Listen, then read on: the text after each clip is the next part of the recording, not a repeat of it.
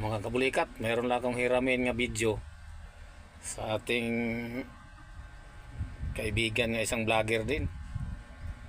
Kung ano ba ka talaga katotohanan tong ginawa ni Felix Manalo. Ano niya, kaya pakinggan nyo, isishare nyo, panoorin nyo dito lang sa aking channel, Bulika TV.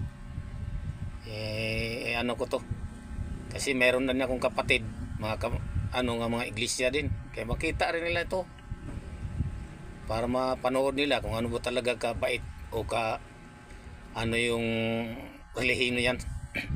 Founder ng iglesia. Ito na, panoorin nyo.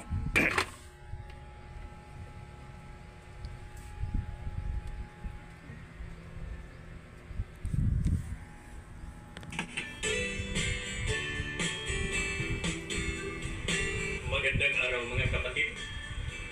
Ang pag-uusapan natin ngayon ay kung totoo nga bang nanggaasa o na-test si Felix Manalo, ang founder ng INC o ang Iglesia ni Cristo. Noong dekada 50 ay naging headline sa mga pahayagan o newspaper ang tungkol sa kontrobersya ni Felix Manalo kung saan natalo siya sa kasong isinampan niya sa isang kawawang dalaga na ang pangalan ay si Rosetta Trillanes na ginahasa daw ni Felix Manalo.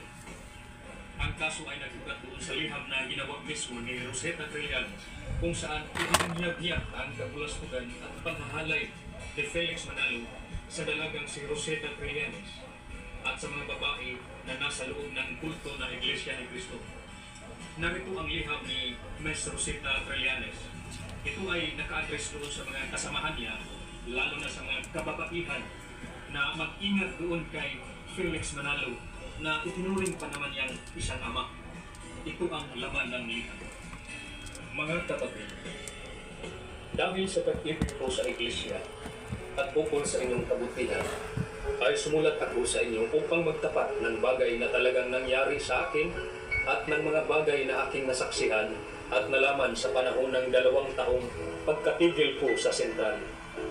Ako ay isang dalaga na naging kaanib ng Iglesia ni Cristo sa Batangas. Ako ay kinapuutan at ikinapuwil ng aking mga magulang. Sa paniwala, kung ako'y makatagpo ng pag-aampon, ay pumayag ako kay kapatid na Jacinto Torres na dalhin niya ako sa opisina sentral.